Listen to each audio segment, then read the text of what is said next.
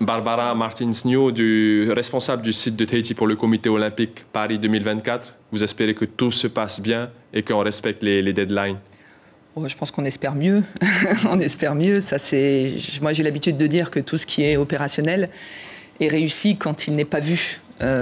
Donc, plus nous, on sera absent des discussions, absent des enjeux, mieux on pourra donner le rayonnement au sport et à l'engagement de la population.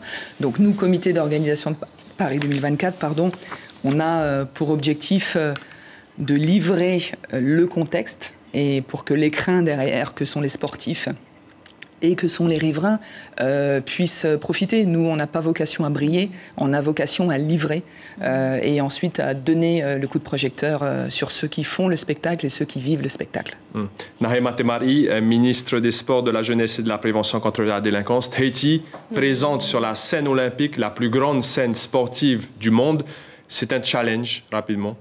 C'est un challenge, c'est une lourde tâche parce qu'il faut tout construire à échelle humaine, c'est important. La grosse préoccupation aujourd'hui, c'est notre Nouna de cette belle presqu'île.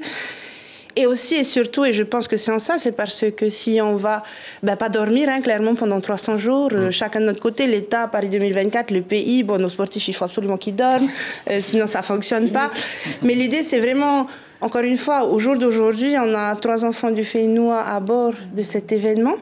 Qu'on dise ce qu'on veut, mais je pense qu'à un moment donné, Vahine, Kaoli et également Hira, même si Hira a l'expérience nécessaire pour cloisonner, on a nos 2 enfants du Féinois qui vont briller parce que le président de la Polynésie française est certain qu'ils vont décrocher des médailles d'or. Eh bien, il va falloir à un moment donné qu'on se fédère et qu'on soit tous ensemble derrière eux, parce qu'effectivement, ça se joue à la performance, mais ça se joue aussi et surtout au mental. Et là, le Nouna, avec nous, essentiellement nous, a tout à faire.